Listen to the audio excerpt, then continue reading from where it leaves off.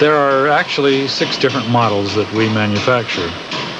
And most of the fabrication and, of course, all of the assembly is done in this plant right here.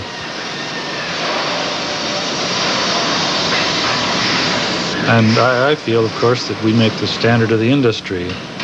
We're always trying to stay ahead of the competition.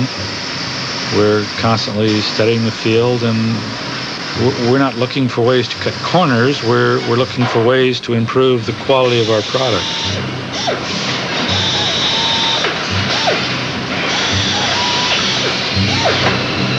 When I first came here, I was surprised at how many of these we turn out every day.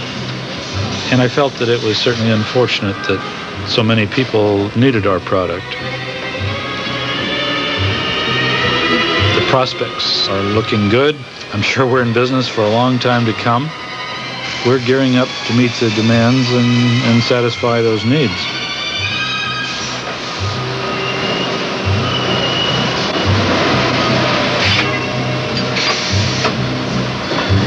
We feel that it's beautifully designed, and we know that with proper care and if a person uses it correctly, well, it's built to last a lifetime.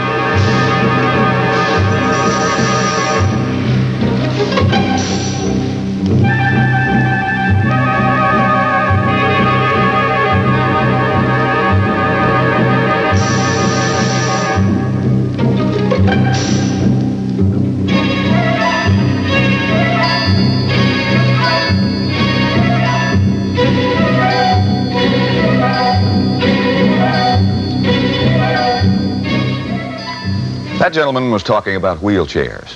I'd like to talk about accidents. I'm Pat Summerall. Whether it's on the sports field or on the job, sometimes people get hurt. An almost universal theory is, well, accidents just seem to happen. But need that be? Let's talk about avoiding on-the-job accidents, specifically back injuries. Why the back? Well, because spine injuries, injuries to the back, can perhaps be one of the most devastating kinds that we can have. And on-the-job back injuries are a major problem. But the human back was really meant to last a lifetime. Industrial safety has come a long way. There are now extensive rules and regulations for worker safety. There are devices and attachments to make machine operations safer, and all sorts of protective equipment for the body.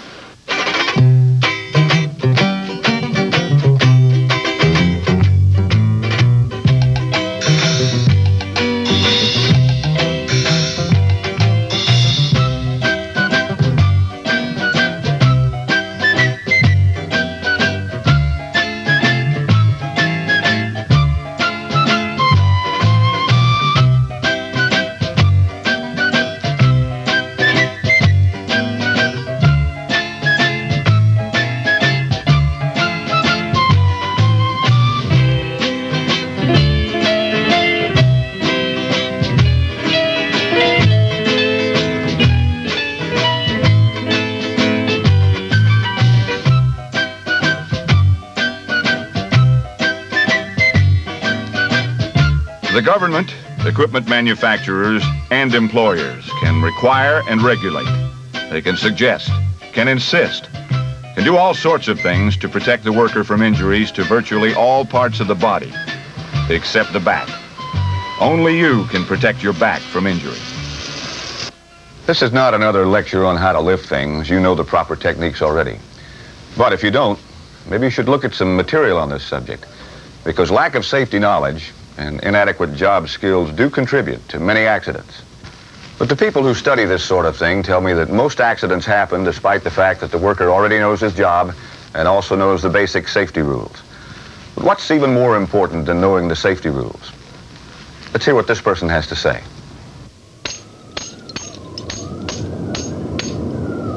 Climbing to some people seems like a risky sport, but we don't really think of it that way.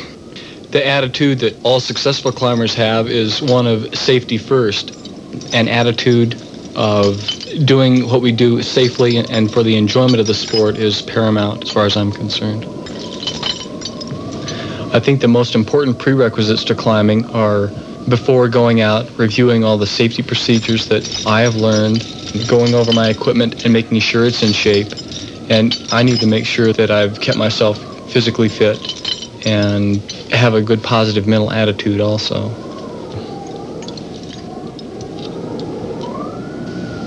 I've learned the discipline of concentrating on what I'm doing. When I'm climbing, I really concentrate. I discipline myself so that I won't have an accident. That kind of attitude is what keeps all of us climbing safely. This thing about attitude, which our climber refers to, let's look at that a bit more.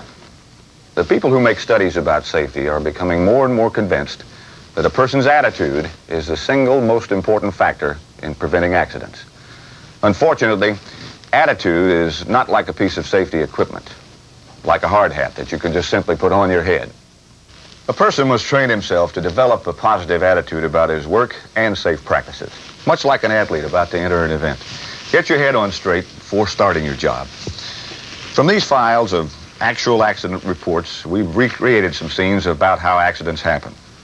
As you look at them, you judge the real cause.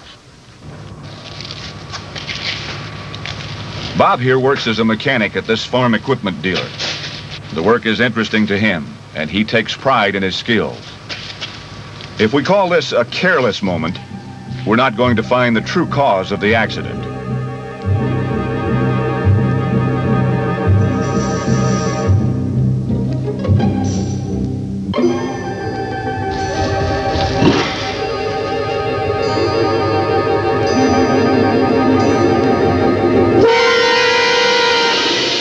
He knew the weight of this tire. This was obviously a two-man job. Why didn't Bob ask for help?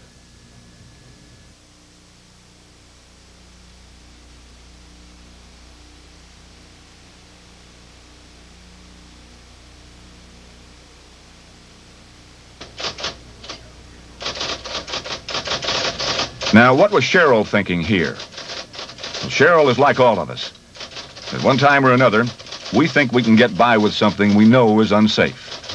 But we do it one more time.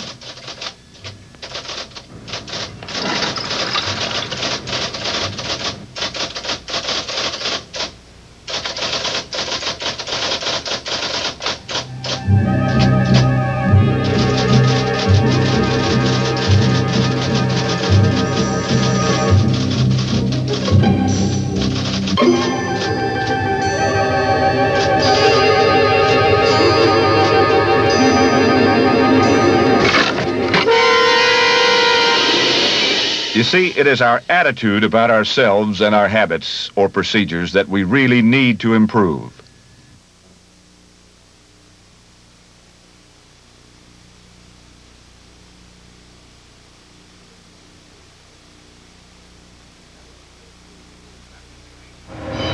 Now take the case of this skilled machinist, Bradford. He knows his profession and makes good judgments about the work he turns out. But his judgment about personal safety is poor.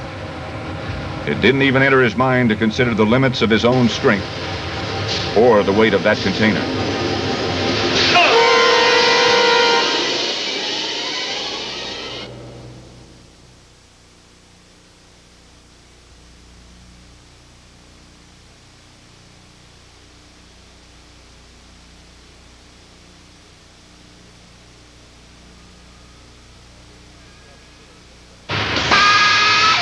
Here's another story most of us can relate to. We can call it, I'll Remember to Be Careful.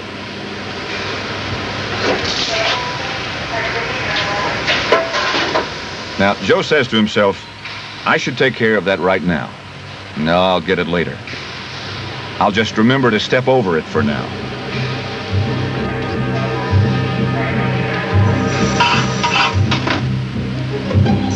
Step over. Step over. I wonder what size wrench fits the... Allowing a potential hazard to exist when you know about it is just plain stupid. What's your attitude?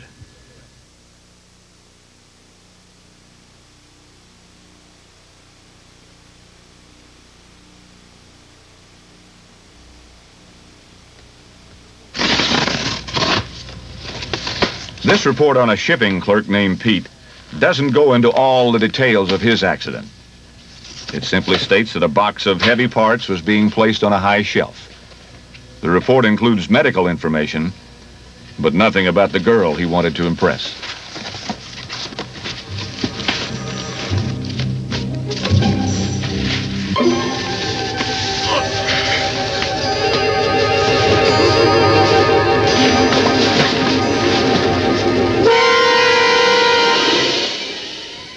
I don't think she even noticed.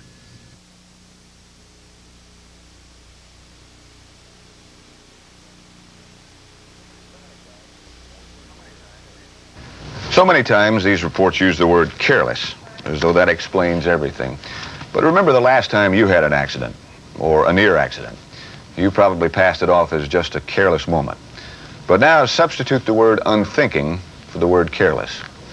That probably comes closer to the truth. The moment of an accident occurs so quickly that it's almost impossible to react in time to help yourself. It's best to always try to develop an attitude of being on the safe side. Tom here practically grew up in the construction business, and he knows there are hazards to be aware of. Tom is a careful person. Then why is this accident about to happen? Hey, Frank! Hey, Frank! People who know Tom would never have called him careless. But one moment of distraction did cause him to forget his attitude about working safely.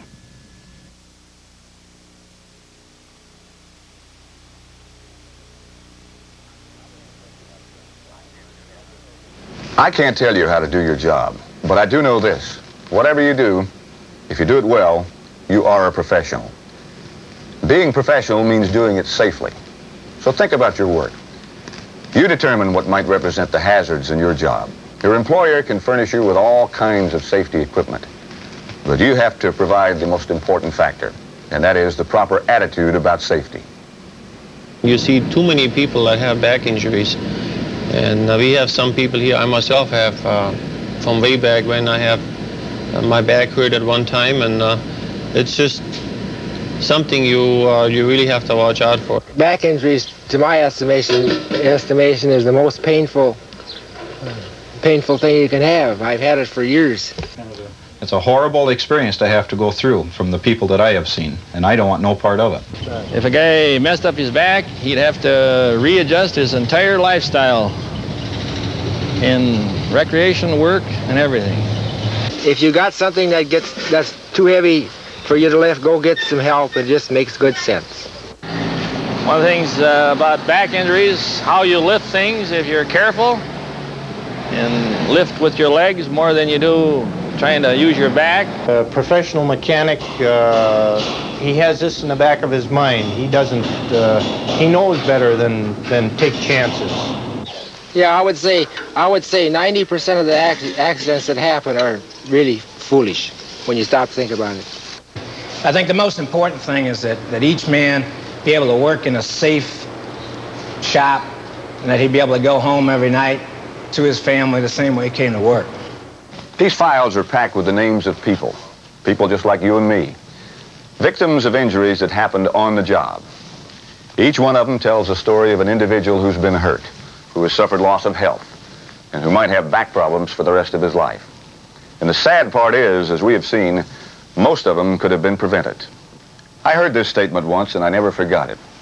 Safety is not so much protecting yourself from something, an accident. Safety is protecting yourself for something, a full and an active life. And now the heads wear through, 4 hands around. When you get to the corner doing Osado, why don't you swing to and then the same two spin the top, go girls and